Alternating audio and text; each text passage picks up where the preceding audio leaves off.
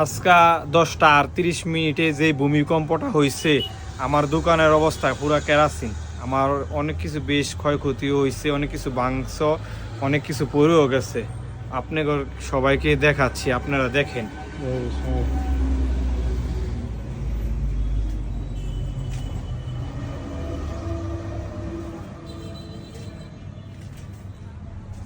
এই যে দেখেন আমার কি অবস্থা হয়েছে, অনেক কাছের জিনিসও ভাঙছে, অনেক দামি দামি রিট বল আছিল, ঠিক আছে, এইসব অনেক কিছু ভাঙছে। হ্যাঁ, অনেক।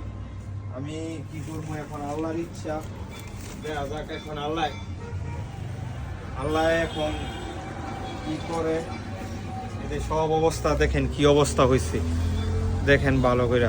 হাই রে, সব কিছুর মালিক আল্লাহই, আল্লাহই জানে বালা।